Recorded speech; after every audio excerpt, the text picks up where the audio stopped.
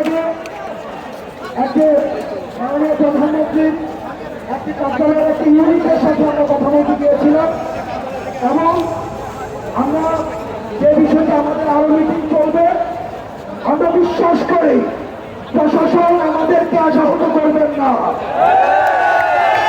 আপনারা জানেন আমরা রাস্তায় থাকার জন্য আসি নাই, আমরা টেবিলে ফিরে যেতে চাই, আমরা বাংলাদেশ করতে চাই, আমরা বাংলাদেশের প্রশাসনের সারথি হতে চাই। এই আন্দোলন আমাদের আন্দোলন নয়, এই আন্দোলন কৃষকের আন্দোলন, আন্দোলন শ্রমিকের আন্দোলন, এই আন্দোলন জাতির আন্দোলন, এই আন্দোলন জমিদার শিক্ষার আন্দোলন।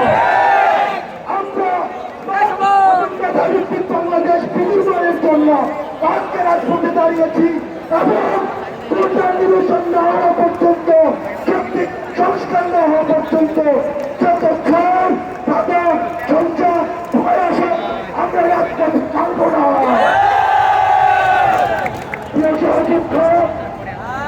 আমরা ঘোষণা করতে চাই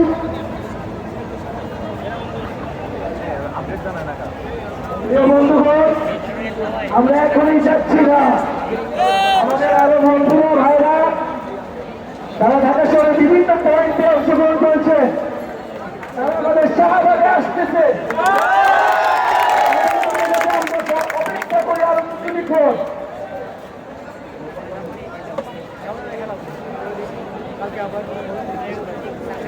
আমরা ঠিক 8টার সময় আমাদের কর্মসূচি ঘোষণা করব, ঠিক 8টার সময় আমরা কর্মসূচি ঘোষণা করব এবং এটা ভাবার কোনো উপায় নেই যে আমরা দাবি আদায় ছাড়াই আমরা রাজপথ পরিত্যাগ করব।